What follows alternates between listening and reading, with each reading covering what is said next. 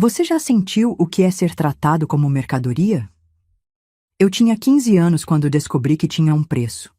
Uma casa de 2 quartos no subúrbio de São Paulo.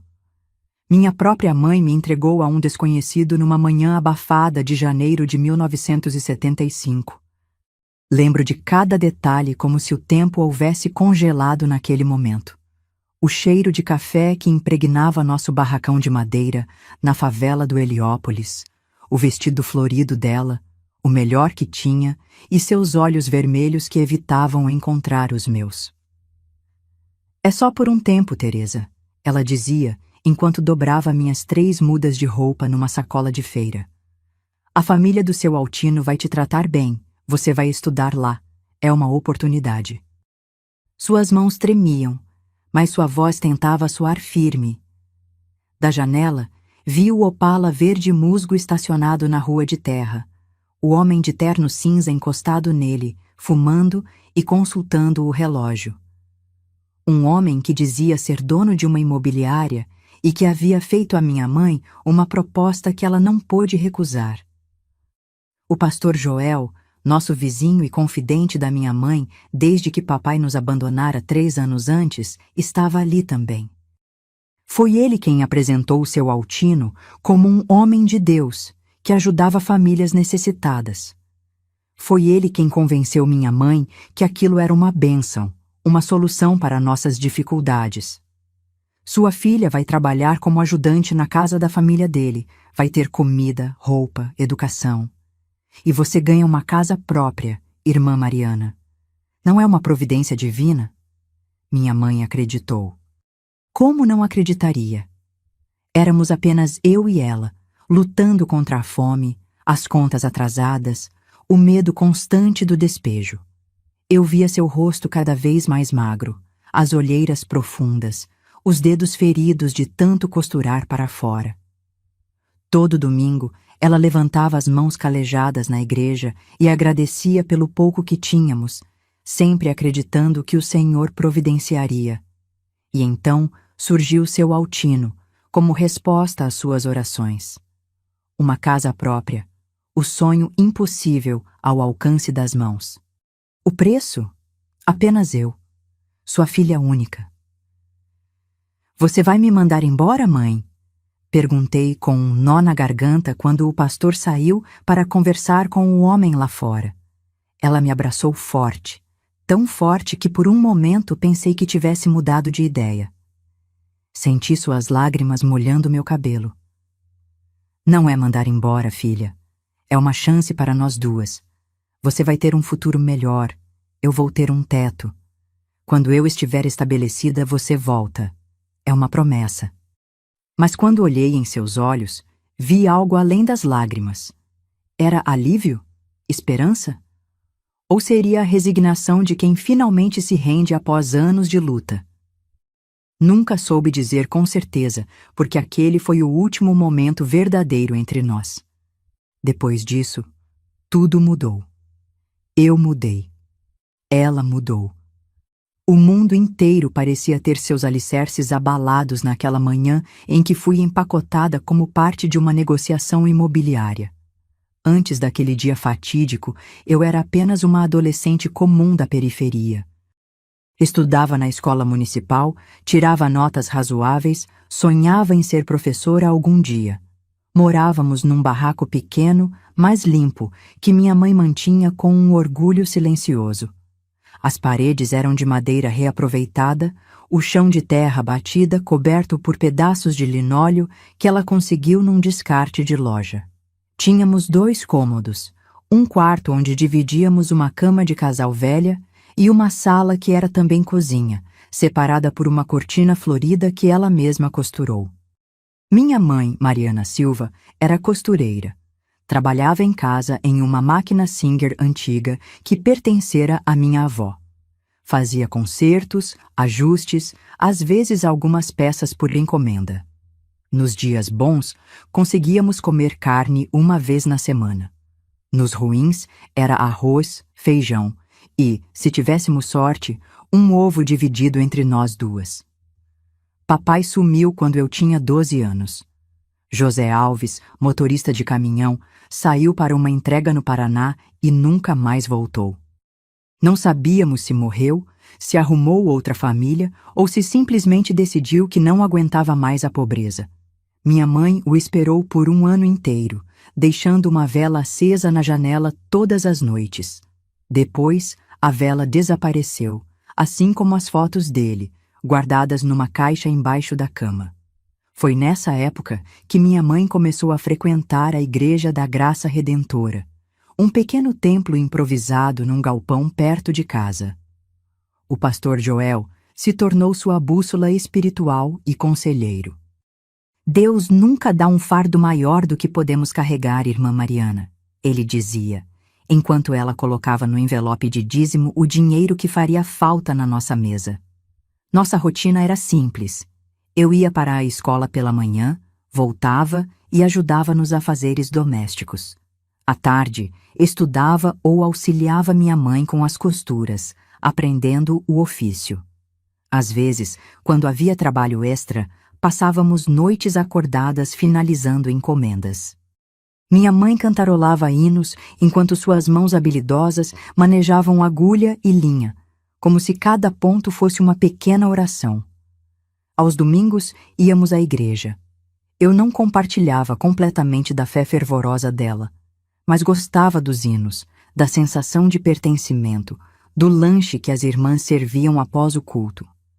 Era o único momento em que víamos rostos sorridentes, em que éramos parte de algo maior que nosso pequeno universo de 2 cômodos. Nossa vizinhança era como uma grande família disfuncional. Todos pobres, todos lutando, todos se ajudando quando podiam.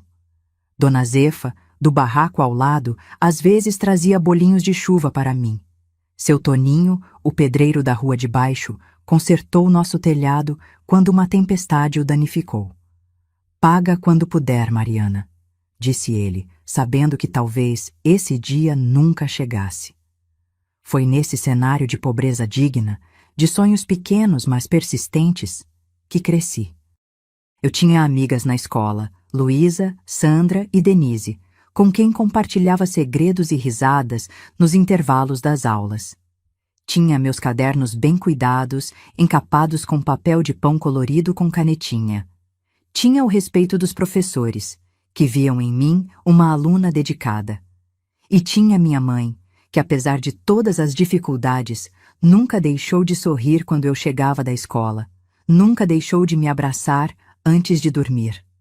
Até aquele dia. Até seu Altino aparecer com sua proposta tentadora. Até minha mãe decidir que uma casa valia mais que a minha presença diária. Até eu descobrir que no mundo dos adultos, tudo, inclusive uma filha, pode ser negociável pelo preço certo. Eu não queria acreditar que aquilo estava realmente acontecendo. Enquanto minha mãe arrumava minha pequena mala, na verdade uma sacola de feira reforçada com algumas roupas dobradas cuidadosamente, eu ainda esperava que ela virasse para mim e dissesse: "Mudei de ideia, você fica comigo." Mas suas mãos continuavam o trabalho metódico, seus olhos evitando os meus. "São pessoas boas, Teresa", ela repetiu pela 3ª vez, como se tentasse convencer a si mesma. "Eu vi fotos da casa deles, tem jardim, biblioteca. Você vai ter seu próprio quarto, imagina só." Meu próprio quarto. Como se isso compensasse não ter minha mãe por perto. Na sala, ouvia a voz grave de pastor Joel conversando com seu Altino, discutindo detalhes como se falassem de um negócio qualquer, não do futuro de uma adolescente. Frases soltas chegavam até mim. Documentação da casa, período de adaptação, mensalidades escolares. Aquelas palavras entravam como facas em meu peito. Eu já tinha ouvido histórias. Na escola circulavam rumores sobre meninas que iam trabalhar em casas de família e acabavam em situações terríveis. Sandra, minha amiga, tinha uma prima que foi para o Rio de Janeiro como empregada doméstica e voltou 6 meses depois, grávida e sem querer falar sobre o que acontecera. Esses pensamentos me aterrorizavam. Mãe, Eu tentei mais uma vez, segurando suas mãos entre as minhas, interrompendo o dobrar mecânico das roupas. Por favor, não faz isso. Eu posso trabalhar depois da escola, posso ajudar mais nas costuras, posso... Não tem outro jeito, filha, ela cortou, finalmente olhando nos meus olhos. Vi ali não apenas tristeza, mas uma determinação que me assustou. A gente vai ser despejada no fim do mês. O dono do terreno vendeu tudo para uma construtora. Todo mundo aqui vai ter que sair. As outras famílias têm parentes, têm para onde ir. Nós não temos ninguém. Foi como um soco no estômago. Ela não tinha me contado sobre o despejo. Talvez para me poupar da preocupação, talvez porque ela mesma não quisesse acreditar. De repente, a proposta de seu Altino ganhou uma nova dimensão. Não era apenas uma troca, era, na mente dela, uma questão de sobrevivência. Você disse que ia tocar na novena para conseguir dinheiro extra, argumentei, lembrando das aulas de violão que ela havia insistido que eu fizesse com seu Juvenal, músico aposentado que dava aulas de graça para crianças do bairro. Eles só pagam 10 cruzeiros por noite, Teresa. Precisaríamos de meses para juntar o suficiente para o aluguel de um quarto de cortiço. Ela respirou fundo antes de continuar. Seu Altino está oferecendo uma casa, filha. Uma casa de verdade, com escritura no meu nome. Nunca mais teríamos que nos preocupar com despejo. E você ficaria lá só até eu me estabelecer, arrumar um trabalho melhor, talvez na fábrica de tecidos. 2 anos no máximo, prometo. 2 anos. Uma eternidade para mim naquele momento. E ainda assim, uma mentira que nenhuma de nós duas acreditava verdadeiramente. O chamado veio da sala, a voz do pastor Joel, soando forçosamente jovial. Estão prontas, minhas queridas? Seu Altino tem outros compromissos hoje. Outros compromissos. Outras vidas para negociar. Outros sonhos para destruir. Minha mãe fechou a sacola e me encarou. Seus olhos estavam secos agora, como se as lágrimas tivessem acabado, como se ela tivesse chegado a uma paz interior com sua decisão. É hora, Teresa. Quando saímos para a sala, vi o pastor Joel e seu Altino apertando as mãos, como fechando um acordo. Sobre a mesa, um envelope pardo que imaginei conter os documentos da casa. Minha mãe se aproximou e pegou o envelope com mãos trêmulas. Seu Altino sorriu para mim, um sorriso que não alcançava seus olhos frios. Era alto, de traços finos, cabelo grisalho penteado para trás, terno impecável apesar do calor. Vamos, menina, o motorista está esperando. Motorista? Só então percebi que o Opala verde tinha um homem ao volante, um sujeito corpulento de óculos escuros. Meu coração acelerou. Posso me despedir da minha mãe? Ele fez um gesto magnânimo com a mão, como quem concede um grande favor. Abracei minha mãe com toda a força, sentindo seu cheiro de lavanda barata, o mesmo perfume que ela usava apenas em ocasiões especiais. Ela acariciou meu cabelo, sussurrando. Vai dar tudo certo. Tenha fé. Eu te amo mais que tudo nessa vida. Quando nos separamos, vi uma lágrima solitária escorrer por sua face. Foi a última imagem que guardei dela naquele dia, parada na porta do nosso barraco, segurando o envelope contra o peito, como se ele contivesse sua salvação, enquanto eu era levada para longe no carro de um estranho. O Opala verde deslizava pelas ruas de São Paulo, afastando-se cada vez mais da favela do Heliópolis. Através da janela traseira, vi minha vida inteira diminuindo na distância.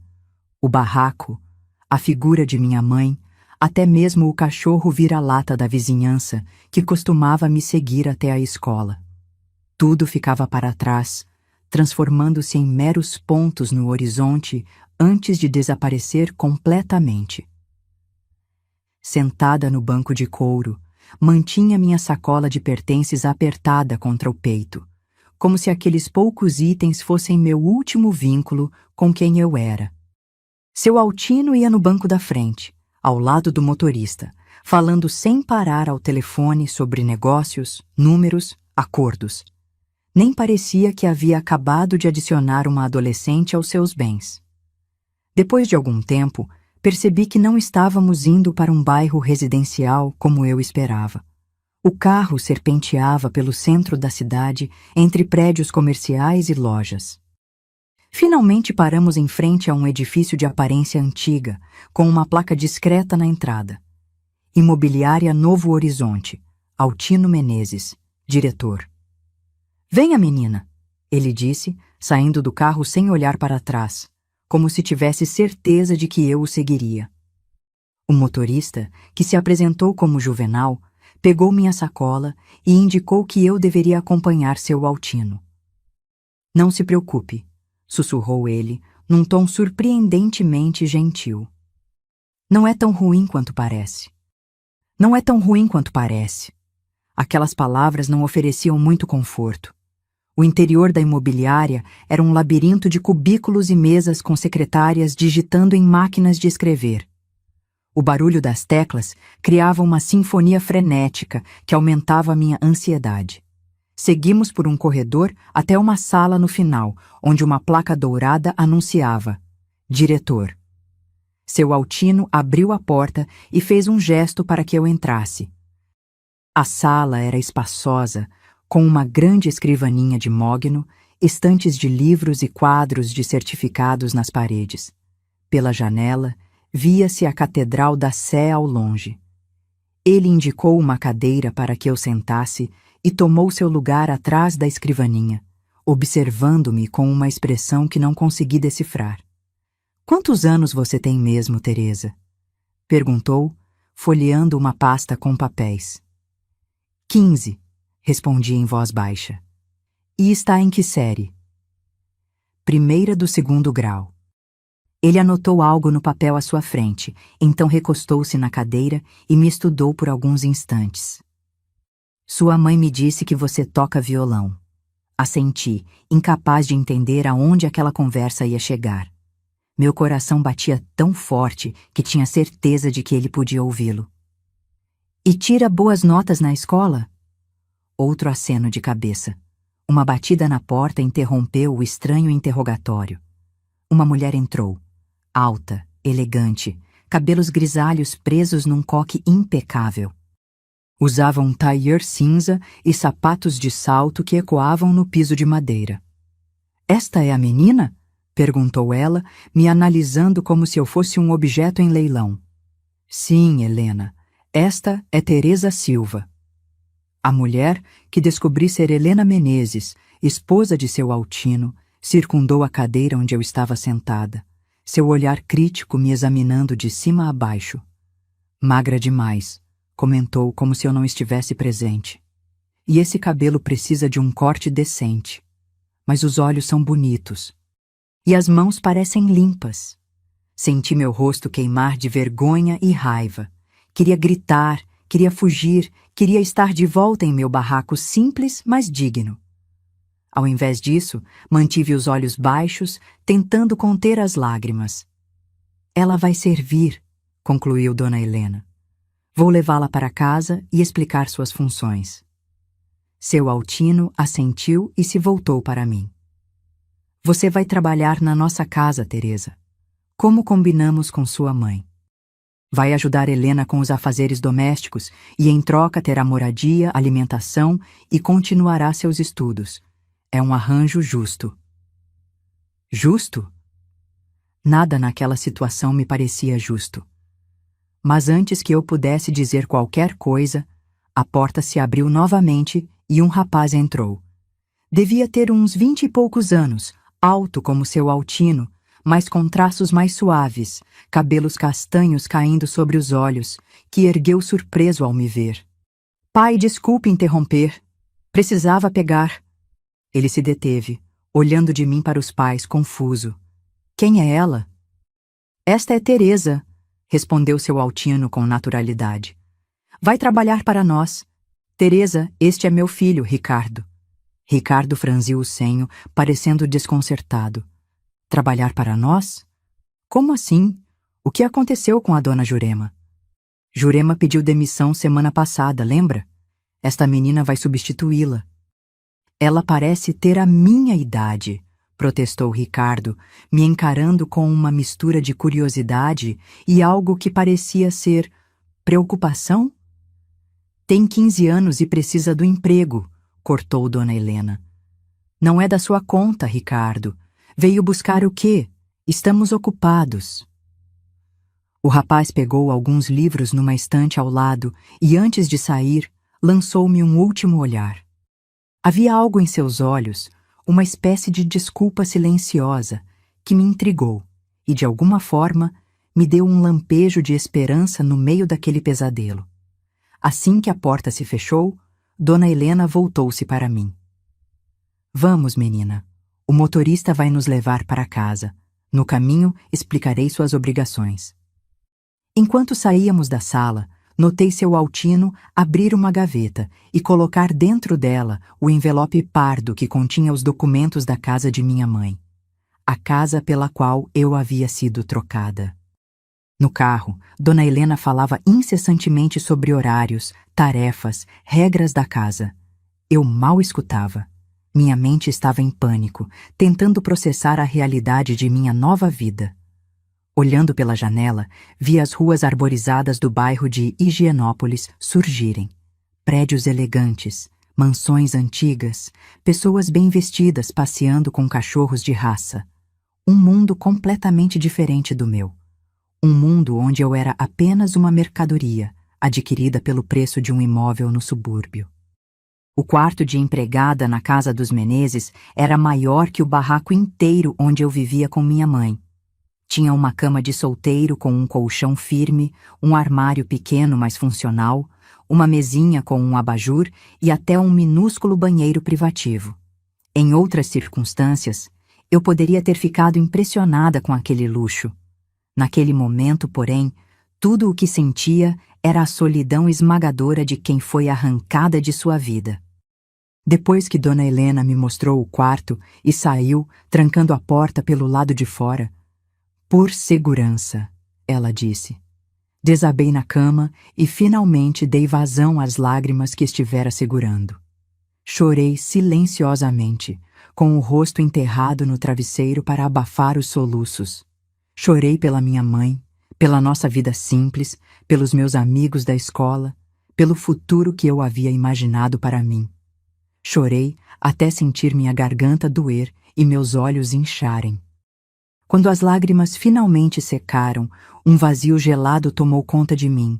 Era como se algo tivesse morrido dentro do meu peito.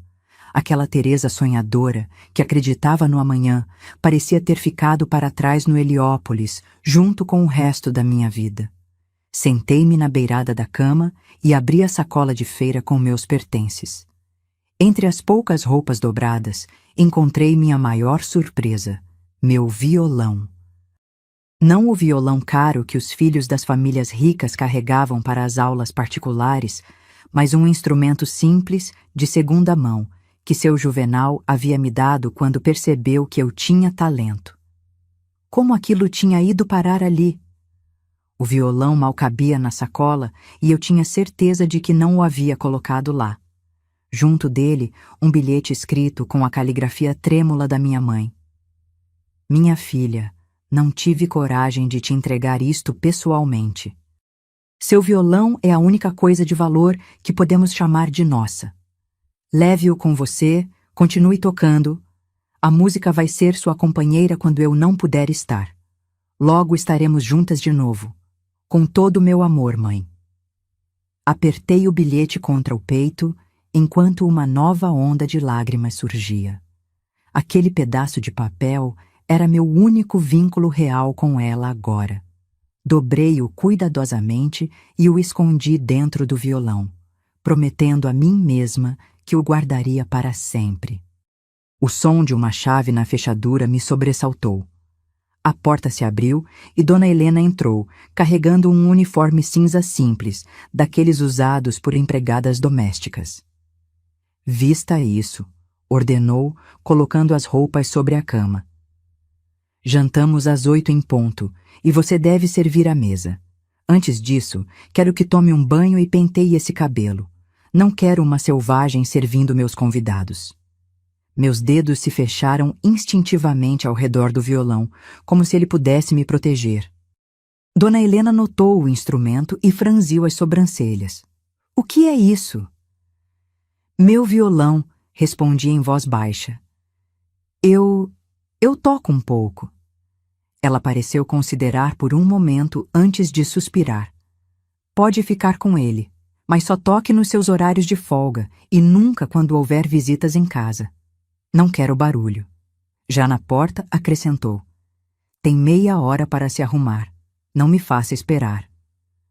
Após ela sair, olhei para o uniforme com um misto de humilhação e raiva. Nunca havia me sentido tão pequena, tão insignificante. Em casa, apesar de toda a pobreza, eu era Teresa, filha, estudante, amiga, sonhadora. Ali, eu era apenas... O quê? Uma serviçal adquirida numa transação imobiliária? O banho que tomei foi como uma tentativa desesperada de lavar a sensação de sujeira que se instalara em minha alma. A água quente, um luxo que eu raramente tinha em casa, escorria por meu corpo enquanto eu tentava processar o que estava acontecendo. Era real? Eu havia realmente sido trocada por uma casa? Minha mãe realmente havia concordado com aquilo? Vesti o uniforme com movimentos mecânicos, observando meu reflexo no espelho do pequeno banheiro. A roupa cinza eliminava qualquer traço de individualidade, transformando-me em algo genérico, a empregada. Amarrei meus longos cabelos negros num rabo de cavalo severo, como havia visto outras empregadas usarem. O resultado me fez congelar. Eu parecia muito mais velha, muito mais derrotada. Os primeiros dias na casa dos Menezes estabeleceram o ritmo do que seria minha nova vida. Acordar às 5:30 da manhã, preparar o café da família junto com Neuza, servir a mesa, limpar os quartos, lavar e passar roupas, ajudar no almoço, mais limpeza à tarde, preparar o jantar, servir, limpar novamente e finalmente recolher-me ao quarto por volta das 10 da noite, exausta demais até para chorar. Dona Helena supervisionava cada tarefa com olhos de águia, pronta para apontar qualquer falha. Não é assim que se passa uma camisa social, menina? Esses pratos ainda têm manchas. O piso do banheiro não está brilhando como deveria.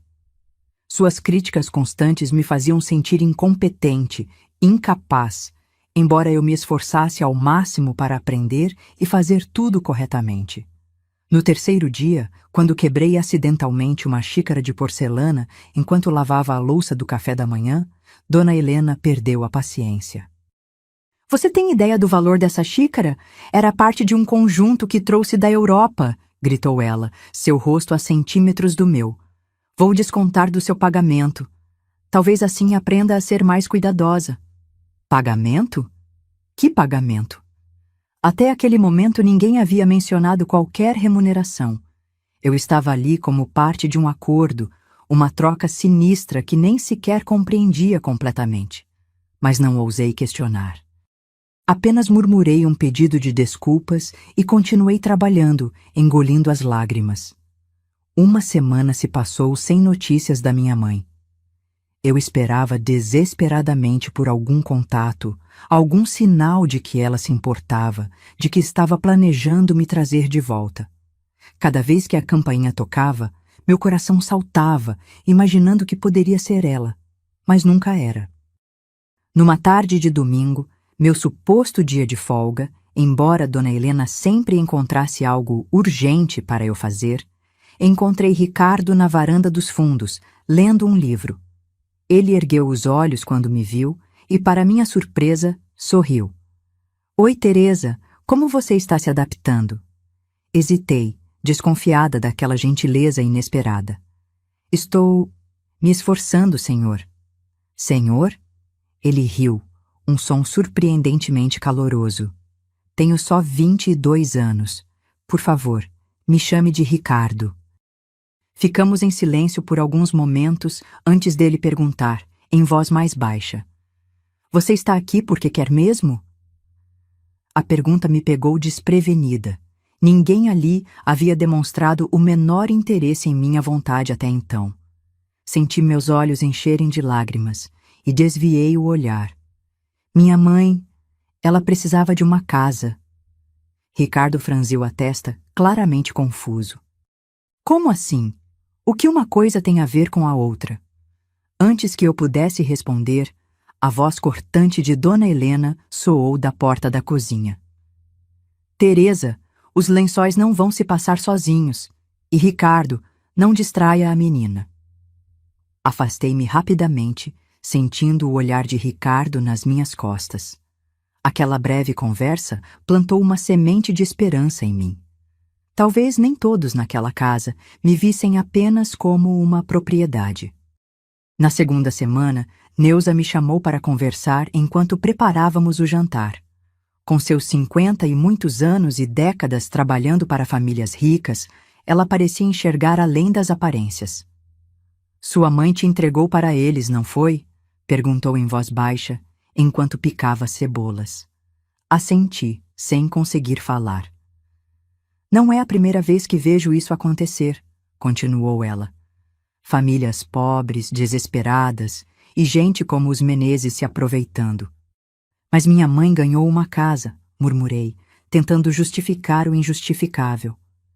Neuza me lançou um olhar que mesclava compaixão e uma sabedoria triste. E você acha que essa casa vale o quê, menina? Vale o trabalho de uma vida inteira. Se alguém fizesse as contas, veria que você vai pagar essa casa 10 vezes com seu trabalho aqui. Suas palavras caíram como uma pedra em meu estômago. Eu nunca havia pensado dessa forma, mas fazia sentido. Não era caridade, não era oportunidade, era exploração disfarçada de favor. O que posso fazer? Perguntei desesperada. Por enquanto, sobreviver, respondeu Neuza, apertando minha mão. E estudar. Seu Altino prometeu que você continuaria estudando, não foi? Cobre isso. É sua única chance de mudar sua história. Naquela noite, depois que todos foram dormir, tirei meu violão do esconderijo que havia encontrado no fundo do armário. Toquei baixinho, apenas sentindo as cordas sob meus dedos, lembrando-me de quem eu era antes de tudo aquilo. A música sempre havia sido meu refúgio, minha forma de expressão quando as palavras falhavam. Com lágrimas escorrendo silenciosamente, toquei a canção que minha mãe mais gostava. Era uma conexão invisível com ela, um fio de memória que me mantinha inteira quando tudo mais parecia despedaçar-se. Enquanto tocava, fiz uma promessa a mim mesma. Aquela situação não me definiria. De alguma forma, eu encontraria forças para transformar aquela humilhação em algo diferente. O que eu não sabia ainda era quanto essa promessa custaria e como o destino tinha planos surpreendentes para uma menina que havia sido trocada por uma casa. Após um mês na casa dos Menezes, consegui finalmente abordar seu Altino sobre a promessa de continuar estudando. Encontrei-o sozinho no escritório numa manhã de sábado, enquanto eu limpava as prateleiras. Senhor, quando poderei voltar à escola? Perguntei, tentando manter a voz firme apesar do nervosismo. Foi parte do acordo que eu continuaria estudando. Seu Altino ergueu os olhos dos papéis que examinava, como se tivesse esquecido completamente desse detalhe. Ah, sim, os estudos, disse, ajustando os óculos. Vou providenciar sua matrícula no colégio estadual do bairro. Você frequentará as aulas à noite, depois de cumprir suas obrigações aqui. Aquilo era menos do que eu esperava, mas ainda assim, uma vitória.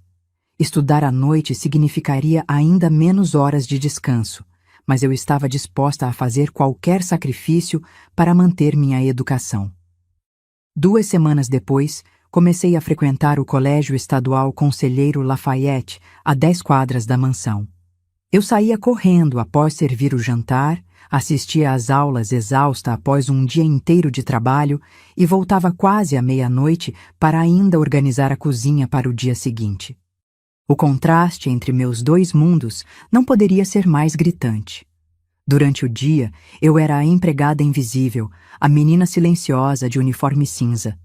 À noite, tentava ser apenas Teresa, uma estudante como qualquer outra, embora meus olhos cansados e mãos ásperas contassem uma história diferente. Fazer amizades foi meu primeiro grande desafio. Os outros alunos do noturno eram, em sua maioria, adultos trabalhadores ou jovens problemáticos que haviam sido expulsos do turno diurno. Ninguém parecia interessado na garota quieta do fundo da sala que mal conseguia manter os olhos abertos durante as aulas. Um dia, durante a aula de português, a professora Cecília pediu que escrevêssemos uma redação sobre nossos sonhos para o futuro. Enquanto meus colegas reclamavam da tarefa, eu me vi paralisada diante da folha em branco. Sonhos? Que sonhos poderia ter alguém na minha situação? Quando finalmente comecei a escrever, foi como se uma represa tivesse se rompido. Escrevi sobre música, sobre liberdade, sobre dignidade. Escrevi sobre querer ser professora um dia, sobre ajudar outras meninas como eu. Escrevi com uma honestidade que me surpreendeu a mim mesma. Na semana seguinte, professora Cecília me chamou após a aula. Teresa, sua redação foi extraordinária, disse ela com um brilho nos olhos. Você tem um dom com as palavras. Já pensou em participar do concurso literário da escola? Baixei os olhos, constrangida. Não tenho tempo para atividades extras, professora. Trabalho durante o dia todo. Onde você trabalha? Perguntou ela gentilmente. Hesitei. Nenhum dos meus colegas ou professores sabia da minha situação exata. Numa casa de família, em Higienópolis. Algo em meu tom deve ter revelado mais do que minhas palavras, porque o olhar de Cecília mudou, tornando-se mais atento, mais preocupado. Quantos anos você tem, Teresa? 15, professora. Ela franziu o senho. E seus pais? Minha mãe. Comecei, mas as palavras ficaram presas na garganta. Como explicar que minha própria mãe havia me trocado por uma casa? Como admitir aquela vergonha em voz alta? Está tudo bem, disse Cecília, vendo minha dificuldade. Mas saiba que você pode conversar comigo se precisar. E quanto ao concurso, pense com carinho. Você poderia escrever nos finais de semana, talvez? Concordei com a cabeça. Mais para encerrar a conversa do que por acreditar realmente que teria essa oportunidade. Meus finais de semana eram tão ocupados quanto os dias de semana. A única diferença era que eu limpava móveis antigos em vez de passar roupas. Ao voltar para a mansão naquela noite, encontrei Dona Helena furiosa. Eram quase 00:15, 15 minutos além do horário em que eu deveria estar de volta. Onde você estava? Exigiu ela, bloqueando minha entrada. Tem ideia da hora? Desculpe, senhora. A professora quis falar comigo depois da aula. Professora? Ela riu, um som frio e cortante. Não se iluda, menina. Você não está naquela escola para ser alguém. Está lá porque foi parte do acordo. Seu lugar é aqui, servindo a esta família. Suas palavras me atingiram como um tapa, mas algo dentro de mim, talvez o eco das palavras de encorajamento da professora Cecília, me impediu de abaixar a cabeça como de costume. O acordo também incluía meu direito de estudar, respondi, surpresa com minha própria ousadia. E pretendo continuar fazendo isso. O rosto de Dona Helena se contorceu de raiva. Não se esqueça de quem você é e o que está fazendo aqui. Sua mãe te vendeu para nós. Você nos pertence. Aquela foi a primeira vez que alguém verbalizou tão cruamente a natureza da minha situação. Eu sabia, é claro, mas ouvir aquelas palavras pronunciadas em voz alta era diferente. Era como se o último véu de decência tivesse sido arrancado, revelando a verdade nua e crua da minha condição. Naquela noite, deitada na cama após completar minhas tarefas extras, Dona Helena havia me punido fazendo-me limpar todos os banheiros da casa. Senti algo novo crescendo dentro de mim. Não era apenas tristeza ou resignação.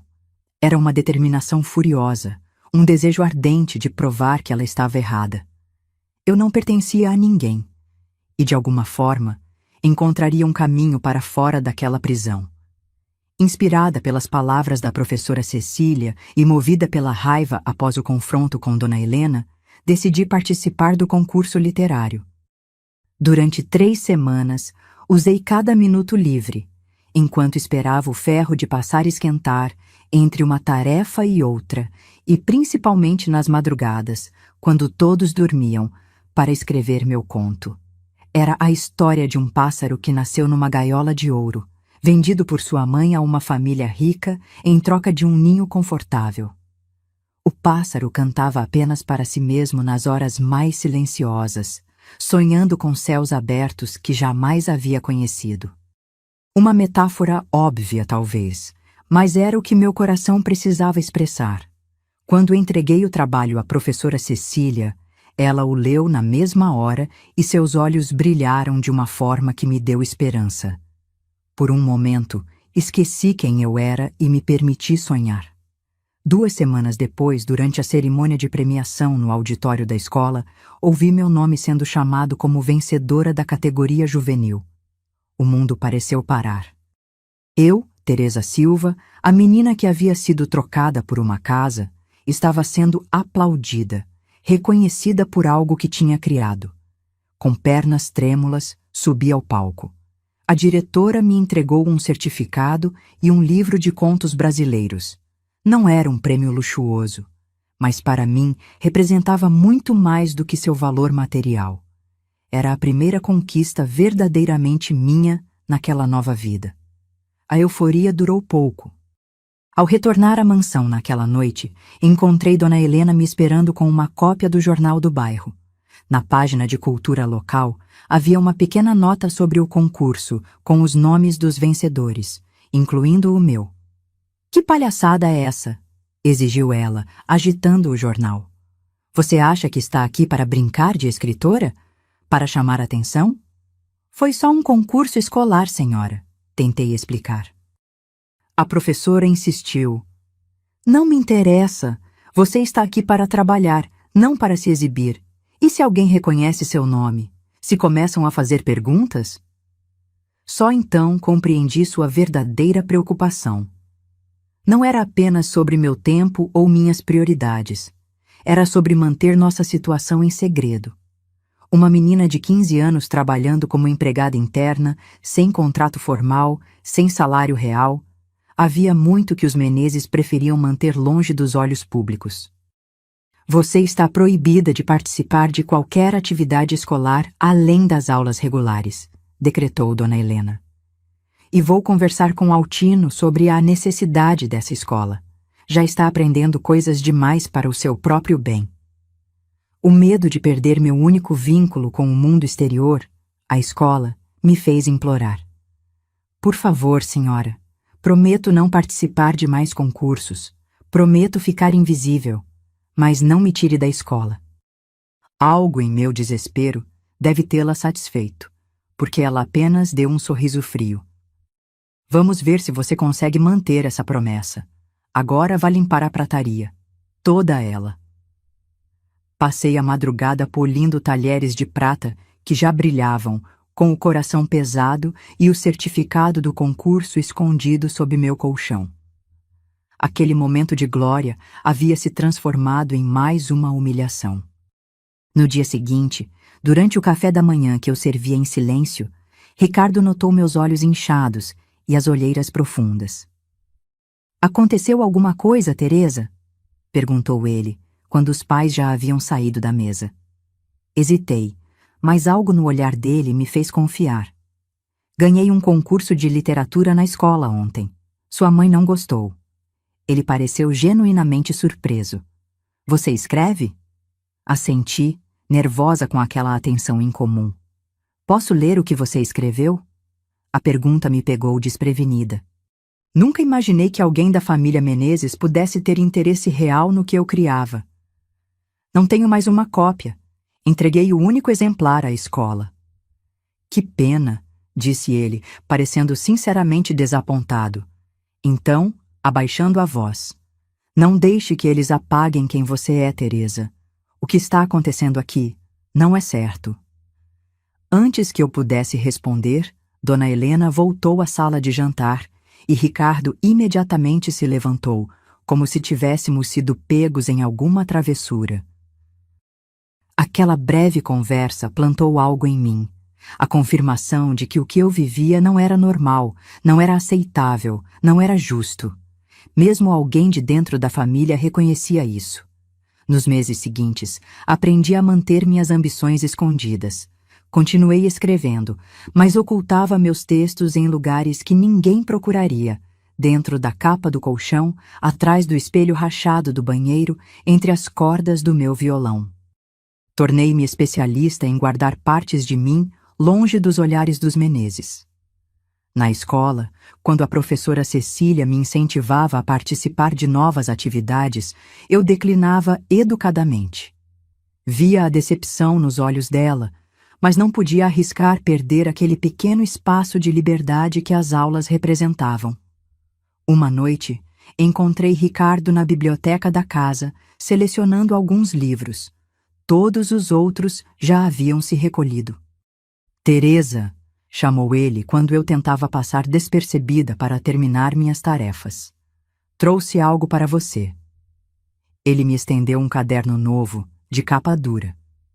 Para você escrever suas histórias. Mamãe nunca entra no meu quarto, então pode esconder lá, na terceira prateleira da estante, atrás dos livros de direito. A gentileza inesperada me deixou sem palavras. Estendi a mão para pegar o caderno, mas quando nossos dedos se tocaram, algo estranho aconteceu. Um calor subiu pelo meu rosto e percebi que Ricardo corava também. Retirei a mão rapidamente, confusa com aquela sensação desconhecida. Obrigada, murmurei, mas acho melhor não. Seria um problema se descobrissem. Ele pareceu desapontado, mas assentiu. Entendo, mas a oferta continua de pé. E se precisar de livros para ler, pode pegar qualquer um daqui. Direi que estou lendo-os, se alguém perguntar. Naquela noite, deitada em minha cama após o dia exaustivo, pensei em Ricardo e seu gesto de bondade. Era perigoso, eu sabia, permitir-me sentir qualquer simpatia por um membro daquela família. Eles eram meus captores, não meus amigos. E ainda assim, aquela pequena gentileza havia tocado algo em mim que eu pensava estar morto. Com essa confusão de sentimentos, adormeci, sonhando com páginas em branco esperando para serem preenchidas e com a possibilidade, por menor que fosse, de que nem todos naquele mundo hostil eram meus inimigos. 6 meses se passaram desde minha chegada à casa dos Menezes. O inverno chegava ao fim quando recebi a primeira e única carta da minha mãe. Neuza a entregou escondida, com um olhar de cumplicidade. Chegou ontem, mas a patroa interceptou. Consegui pegar antes que ela destruísse. Com mãos trêmulas, levei o envelope para meu quarto, esperando ansiosamente o fim do dia para poder lê-lo em privacidade. Quando finalmente tive um momento só meu, abri o papel barato com cuidado, como se fosse um tesouro frágil. A letra irregular da minha mãe cobria a página. Querida filha, espero que esta carta te encontre bem. Sei que prometi que ficaríamos juntas novamente logo, mas as coisas não estão saindo como planejei. A casa que recebi tinha problemas na documentação. O pastor Joel disse que seu Altino fez isso de propósito, para me manter dependente da igreja. Estou morando agora num quartinho nos fundos da casa da irmã Lourdes, trabalhando como costureira para pagar o aluguel. Não posso te buscar ainda, mas estou juntando dinheiro. Sei que você deve me odiar pelo que fiz, mas acreditei que estava fazendo o melhor para nós duas. Me perdoe, filha. Um dia vou compensar tudo isso. Com amor, sua mãe. Li e reli aquelas palavras, um turbilhão de emoções me consumindo. Raiva, tristeza, frustração e uma pontada de algo que eu não queria admitir. Alívio por saber que ela ao menos pensava em mim, que se arrependia. Mas o que significava aquela carta, além de confirmar o que eu já suspeitava. Os Menezes e o pastor haviam enganado minha mãe, assim como a mim. Éramos peças num jogo cruel, que não compreendíamos inteiramente. Aquela noite, no entanto, também marcou uma virada. Se minha mãe não viria me resgatar, eu precisaria encontrar uma forma de resgatar a mim mesma. A carta me deu um novo propósito: não apenas sobreviver, mas escapar, construir uma vida digna por meus próprios meios. Na semana seguinte, tomei uma decisão arriscada. Procurei a professora Cecília após a aula. "Professora, quero prestar o vestibular no ano que vem", anunciei, surpreendendo-a e a mim mesma com minha determinação. Cecília me olhou com uma mistura de admiração e preocupação. "Teresa, isso é maravilhoso, mas você está apenas no primeiro ano do ensino médio. Faltam 2 anos para você concluir." "Posso fazer supletivo", respondi, já tendo pesquisado a possibilidade. "Posso estudar por conta própria para os exames. Sei que é difícil, mas preciso tentar." Vendo minha determinação, Cecília assentiu lentamente. "Vou te ajudar. Posso preparar materiais de estudo e conversarei com outros professores. Mas, Teresa, tenho que perguntar: por que tanta pressa?" Hesitei. Quanto poderia revelar? Minha situação, onde vivo, não é permanente. Preciso construir um caminho próprio, o mais rápido possível. Ela parecia querer fazer mais perguntas, mas respeitou meu silêncio.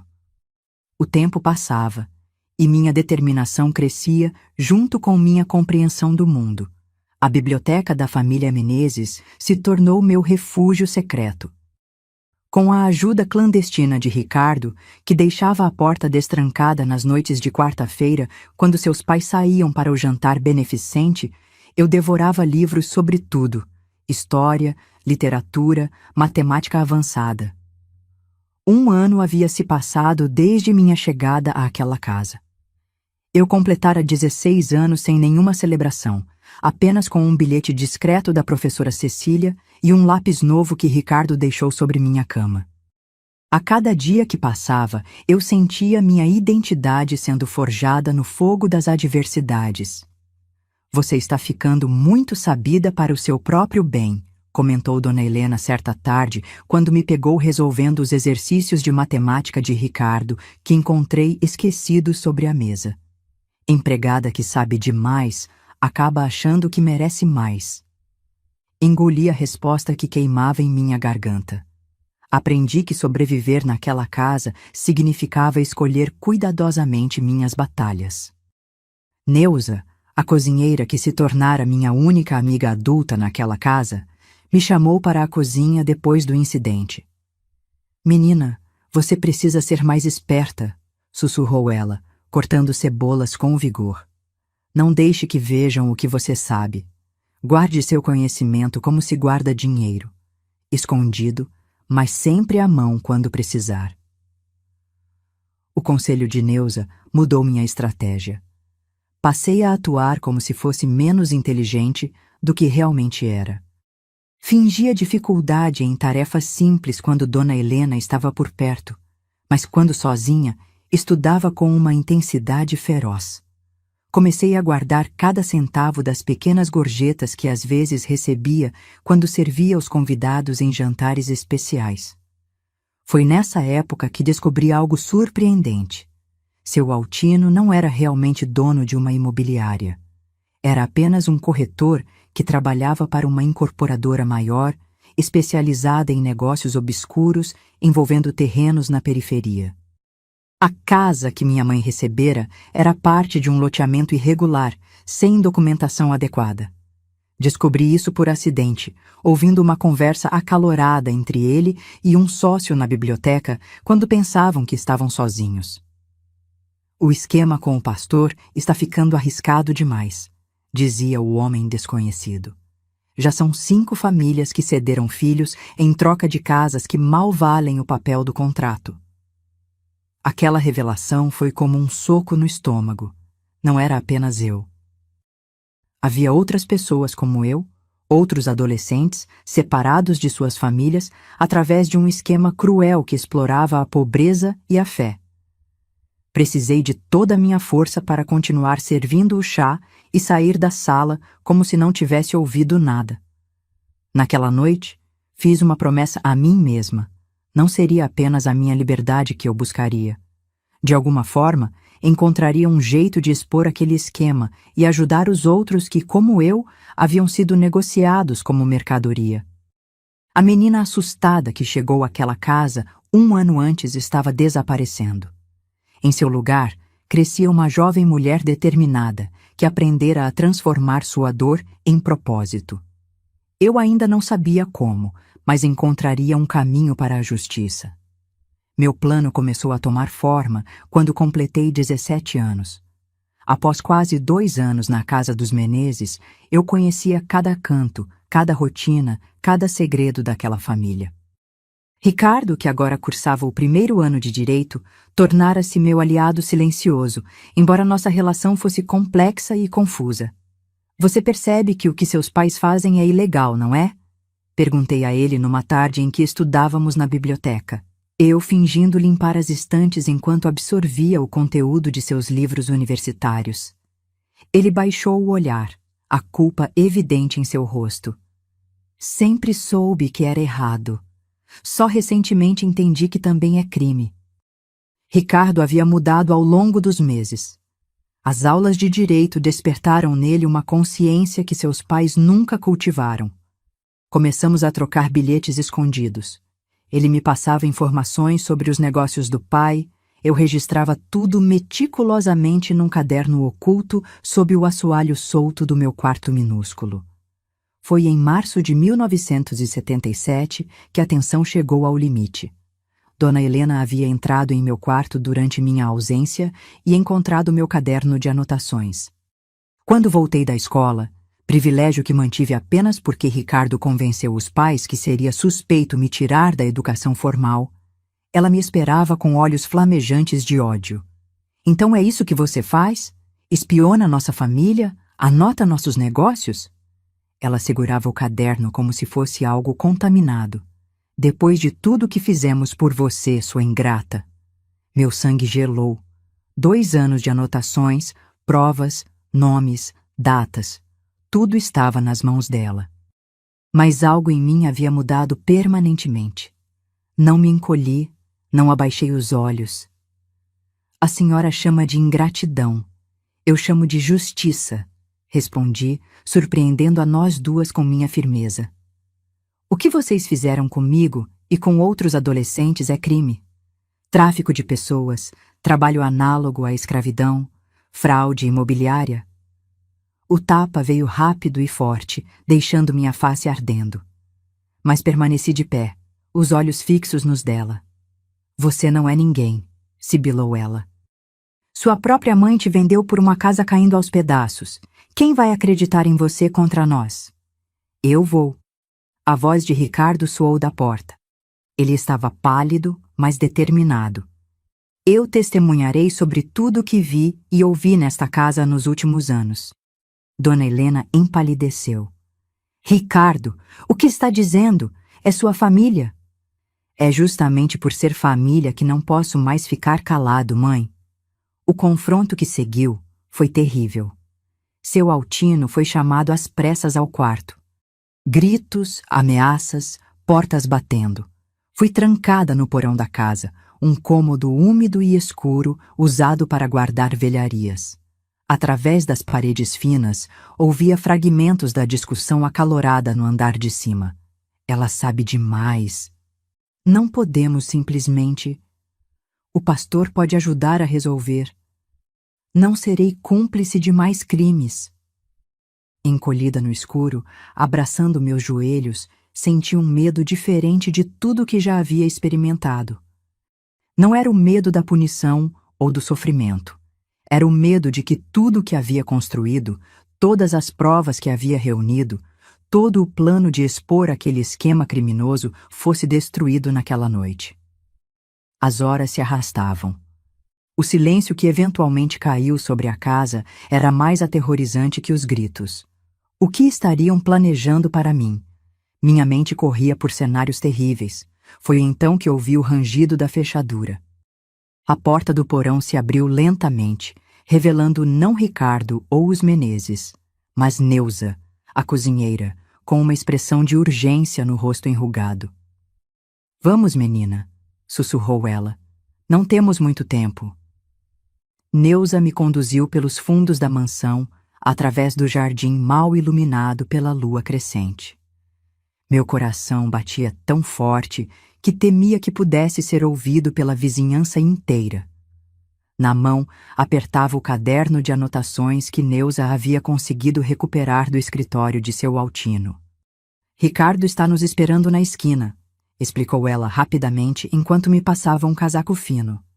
"Ele convenceu os pais de que seria melhor esperar até amanhã para resolver seu caso, como eles disseram. Comprou tempo para nós." "Para onde vamos?" perguntei, ainda atordoada com a rapidez dos acontecimentos. "Para a casa da minha irmã em Santo Amaro.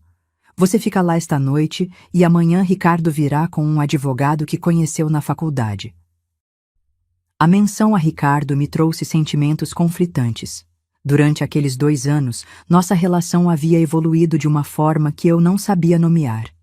Não era romance, as circunstâncias tornavam isso impossível, mas havia uma conexão, uma aliança que transcendia nossas posições naquela casa.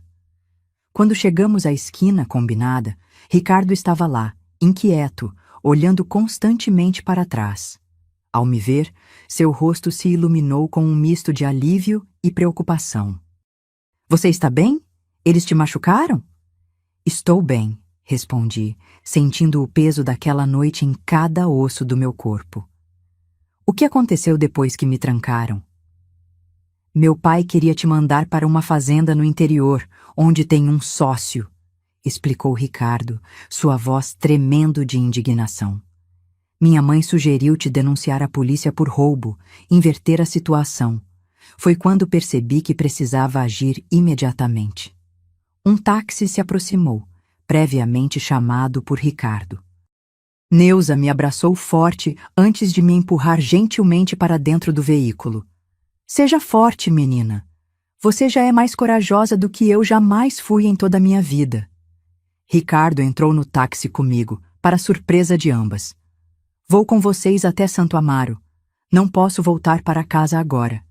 Além disso, preciso te mostrar algo." Durante o trajeto, Ricardo tirou do bolso um pequeno gravador. Consegui registrar a conversa entre meu pai e o pastor Joel hoje à tarde. Eles mencionam explicitamente o esquema das casas e os adolescentes colocados em famílias. É a prova que você precisava. Olhei para o pequeno aparelho com assombro, depois para o rosto determinado de Ricardo.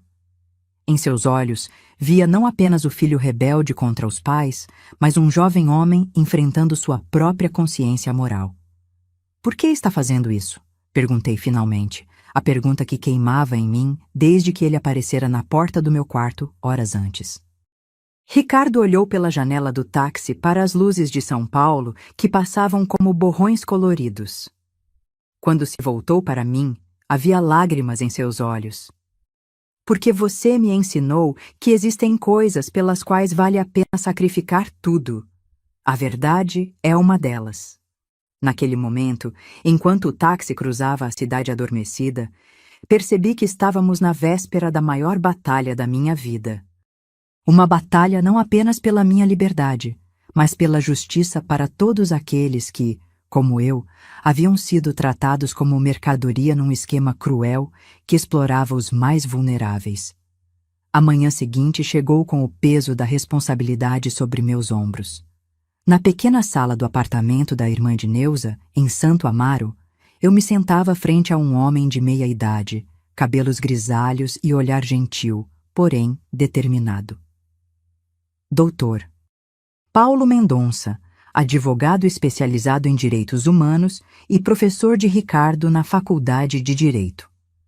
"Entendo que seja assustador, Teresa", dizia ele depois de ouvir meu relato completo e a gravação feita por Ricardo. Mas o que temos aqui é um caso sério de exploração sistemática de menores, fraude imobiliária e possivelmente tráfico humano. Não podemos simplesmente ignorar. E minha mãe? Perguntei, a pergunta que me atormentava desde o início. Ela será punida também? Ela não sabia. Ela foi enganada. Dr. Paulo suspirou.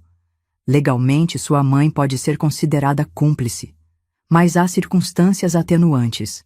A vulnerabilidade social, a manipulação religiosa.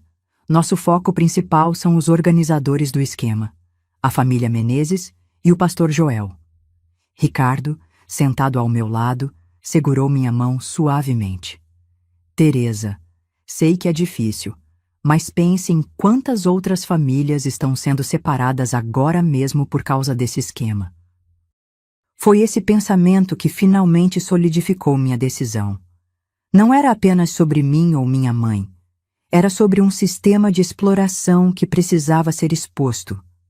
Naquela tarde, acompanhada pelo Dr. Paulo, Ricardo e uma assistente social chamada Marli, entrei no fórum para prestar depoimento formal. Minhas pernas tremiam, mas minha voz permaneceu firme enquanto relatava cada detalhe dos 2 anos passados na casa dos Menezes.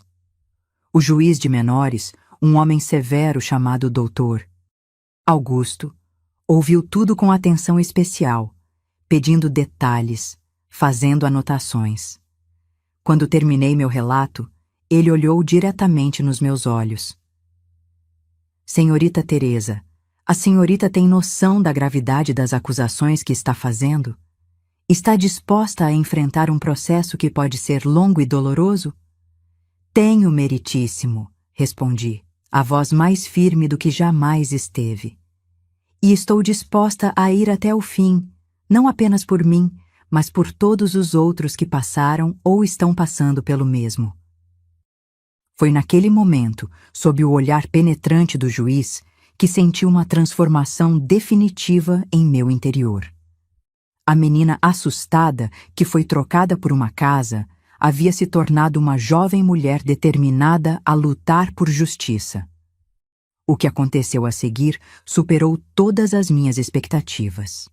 O juiz, visivelmente tocado pelo meu testemunho e pelas provas apresentadas, emitiu mandados de busca e apreensão para a casa dos Menezes e para a igreja do pastor Joel, naquela mesma tarde.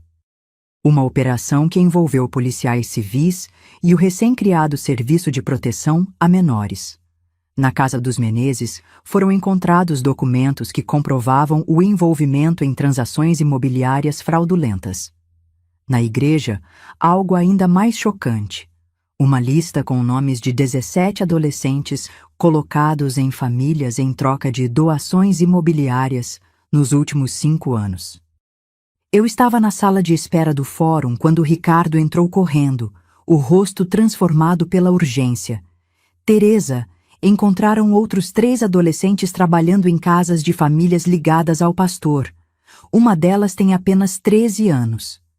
Naquele instante, todas as dúvidas que ainda pudessem existir em meu coração se dissiparam.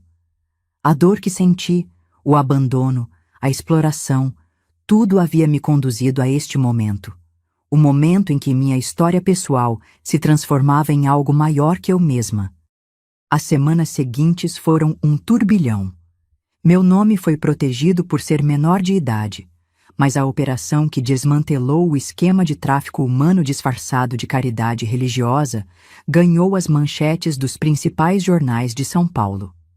Pastor e corretor, presos por esquema de exploração de menores, anunciava o estado de São Paulo.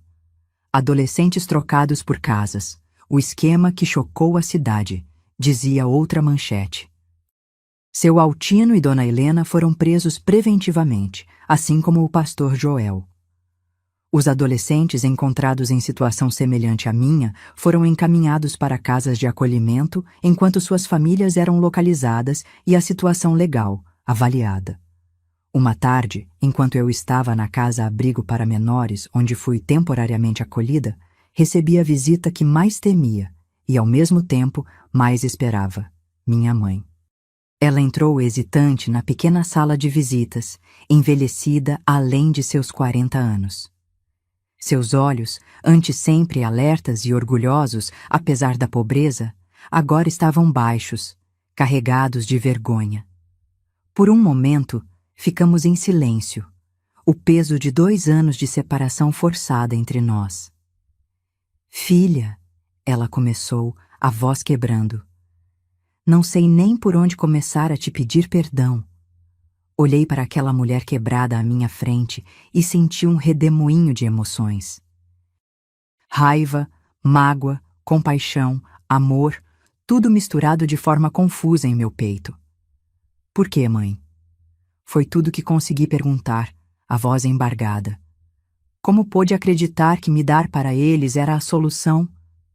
Ela chorou abertamente então, as lágrimas lavando anos de culpa reprimida. Eu acreditei que estava te dando uma chance melhor, que você teria educação, comida, um futuro. O pastor dizia que era uma bênção, uma oportunidade divina. Eu queria acreditar tão desesperadamente que algo bom poderia acontecer para nós. Eles me trataram como escrava, respondi, deixando as lágrimas correrem também. Eu limpava, cozinhava, servia, sem salário, sem direitos, sem liberdade. Isso não é oportunidade, mãe, é exploração. Ela assentiu, destroçada. Eu percebi isso semanas depois, quando tentei te visitar e não deixaram. Quando a tal casa que recebi começou a apresentar problemas e descobri que não tinha documentação regular. Tentei te buscar de volta, mas o pastor disse que eu seria presa por quebrar o acordo. Eu tive medo. Tanto medo. Dr. Paulo, que acompanhava o caso de perto, havia me explicado que minha mãe não seria indiciada criminalmente. Como outras famílias envolvidas, ela era considerada vítima de um esquema que explorava a vulnerabilidade social e a fé religiosa para obter lucro. E agora? Perguntei finalmente, a pergunta pairando como uma nuvem pesada entre nós. Estou trabalhando como costureira numa confecção, respondeu ela, um brilho tímido de esperança nos olhos. Aluguei um quartinho em Santana. Não é grande coisa, mas é honesto. E quando você puder, se quiser, tem espaço para nós duas. Olhei para minha mãe, aquela mulher que havia cometido o erro mais doloroso possível, mas que ainda assim era a única família que eu tinha. A raiva ainda estava lá, assim como a dor. Mas percebi que também havia espaço para perdão, não imediato, não incondicional, mas um perdão que poderia ser construído com tempo e honestidade. Não sei se posso voltar a morar com você agora, disse finalmente. Preciso de tempo, mas podemos começar conversando, talvez nos visitando. Quando ela estendeu a mão trêmula sobre a mesa, hesitei por um momento antes de aceitá-la. Não era um final feliz de conto de fadas. Era algo muito mais real e complexo, o começo de um longo processo de reconstrução e cura. São Paulo, 2025. 50 anos se passaram desde aquela manhã em que minha mãe me entregou a um desconhecido em troca de uma casa. Olho pela janela do meu apartamento modesto, mas confortável, no bairro da Saúde, observando a cidade que já foi cenário de tanto sofrimento e que, ironicamente, se tornou meu lar permanente. Aos 65 anos, aposentada após 3 décadas como assistente social especializada em proteção a crianças e adolescentes, tenho tempo para refletir sobre a jornada que me trouxe até aqui. Sobre como uma tragédia pessoal pode se transformar em propósito de vida. Após o julgamento que condenou seu altino, Dona Helena e o pastor Joel, apenas que variaram entre 8 e 12 anos de prisão, eu precisei reconstruir minha vida do zero, com o apoio do Dr. Paulo e da equipe do Serviço Social, consegui uma bolsa de estudos para terminar o ensino médio em regime acelerado. 2 anos depois, entrei para a Faculdade de Serviço Social. Durante todos aqueles anos, mantive contato com minha mãe. Nossa relação nunca voltou a ser o que era antes. Como poderia? Mas conseguimos construir algo novo, baseado numa compreensão mútua mais madura. Ela nunca deixou de se culpar pelo que havia feito, mesmo quando eu já tinha encontrado em meu coração o caminho para o perdão verdadeiro. Alguns erros você carrega pelo resto da vida, ela me disse uma vez, anos depois. Não como punição, mas como lembrete do preço que se paga por desespero e ingenuidade. Minha mãe faleceu em 2005, aos 76 anos. Estive ao lado dela nos últimos momentos, segurando sua mão como ela não pôde segurar a minha naquele momento crucial da minha adolescência. Nós duas havíamos feito as pazes não apenas uma com a outra, mas com nossa história compartilhada. Ricardo Menezes se tornou promotor de justiça, especializando-se em casos de tráfico humano e exploração de vulneráveis. Nos encontramos ocasionalmente ao longo dos anos, sempre com um misto de carinho e melancolia, pelo que poderia ter sido em outras circunstâncias. Ele nunca se reconciliou completamente com os pais, mesmo após eles cumprirem suas penas. Algumas traições são simplesmente irreparáveis. O caso que ficou conhecido na imprensa como o esquema das casas ajudou a mudar a legislação brasileira de proteção a menores nos anos 1980. Não posso dizer que minha história mudou o mundo, mas talvez tenha ajudado a mudar um pequeno pedaço dele. Nos 40 anos que se seguiram ao meu resgate daquela casa, trabalhei com centenas de crianças e adolescentes em situações de vulnerabilidade. Cada história de superação que testemunhei foi também parte da minha própria cura. Cada jovem que conseguiu reconstruir sua vida me lembrava que o que aconteceu comigo não precisava definir quem eu me tornaria. Às vezes, nas noites mais silenciosas, ainda me pego pensando naquela menina de 15 anos, assustada no banco traseiro de um Opala verde musgo, sendo levada para longe de tudo que conhecia. Queria poder voltar no tempo e dizer a ela: vai doer muito, mas você vai sobreviver. E não apenas sobreviver. Você vai usar essa dor para crescer de maneiras que nem imagina possíveis. As cicatrizes psicológicas nunca desapareceram completamente. Tenho dificuldade em confiar nas pessoas, em me permitir ser vulnerável. Nunca me casei, embora tenha tido alguns relacionamentos significativos ao longo da vida. Parte de mim sempre se manteve em guarda, como se esperasse que a qualquer momento alguém pudesse me trair novamente da forma mais fundamental. Mas aprendi que as cicatrizes, embora permanentes, não precisam ser apenas marcas de dor. Elas podem ser mapas que mostram o caminho que percorremos, testemunhas silenciosas da nossa capacidade de sobreviver e seguir adiante. Na parede da minha sala, tenho emoldurado o diploma de honra ao mérito que recebi em 2015 do Conselho Nacional dos Direitos da Criança e do Adolescente por meus 30 anos de serviço. Ao lado dele, uma foto antiga e desbotada. Eu, com 15 anos, antes de tudo acontecer. Uma menina de olhos brilhantes, sorriso tímido e sonhos simples.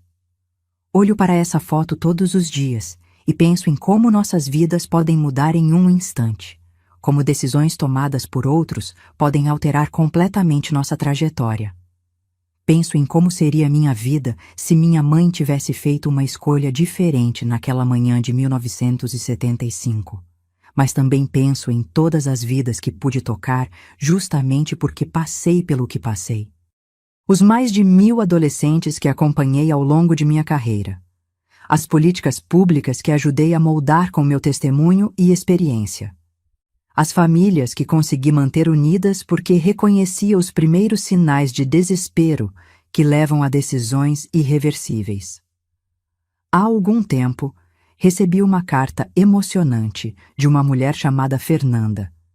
Ela era uma das adolescentes resgatadas daquele mesmo esquema em 1977. Tinha apenas 13 anos quando foi colocada numa família em troca de um terreno prometido a seus pais. Após o resgate, seguimos caminhos diferentes na vida. Você não me conhece pessoalmente, escreveu ela, mas seu exemplo mudou minha vida. Quando li sobre seu caso nos jornais, mesmo sendo tão jovem, percebi que não estava sozinha e que o que aconteceu não era minha culpa. Hoje sou psicóloga infantil, trabalhando com crianças traumatizadas. Queria que soubesse que seu ato de coragem criou ondas que continuam se espalhando, décadas depois. Essa carta me lembra que nossas histórias pessoais, por mais dolorosas que sejam, têm o poder de transcender nosso sofrimento individual e tocar outras vidas. Que nossa vulnerabilidade, quando compartilhada com propósito, pode se tornar força para outros. Se você está assistindo a este relato e também carrega marcas de abandono, traição ou abuso, quero que saiba: sua história não termina no seu pior momento.